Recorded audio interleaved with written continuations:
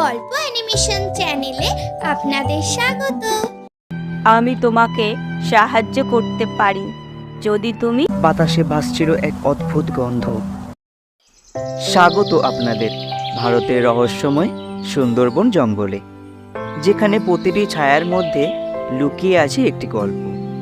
আজ আমরা আবিষ্কার করব টুনিয়া নামে এক ছোট্ট টুনি পাখি এবং নাগিনা নামে এক চতুর সাপের গল্প, যা আপনাদের সবার মনে একটি অমূল্য শিক্ষা রেখে যাবে। টুনিয়া ক্ষুদ্র কিন্তু অক্লান্ত টুনি পাখি।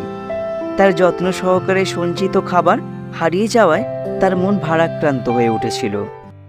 আমি কিভাবে খাবারের অভাব পূরণ করব এখন? আমার আগের জোগাড় করে রাখা খাবার সবই তো হারিয়ে গেছে।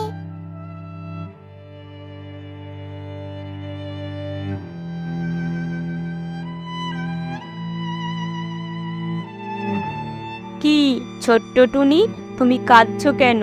ছোট্টদের এত মন খারাপ করা ঠিক নয়। আমার সমস্ত খাবার হারিয়ে গেছে।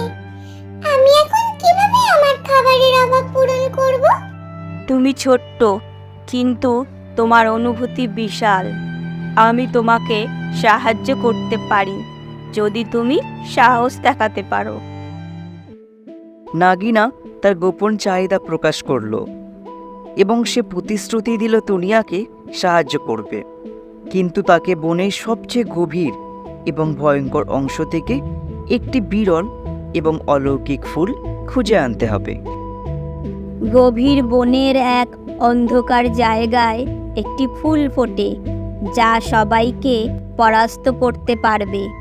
তুমি যদি সেই ফুলটি আনতে পারো, তাহলে আমি তোমায় মজুদ খাবার উদ্ধারে সাহায্য করব। কিন্তু সেই বনে যাওয়া খুবই বিপজ্জনক। আমার মতো একটি ছোট্ট পাখি কি তা করতে পারবে? সাহসী হৃদয় হলে সব কিছুই সম্ভব, কিন্তু তোমার জন্য এটা একমাত্র উপায়।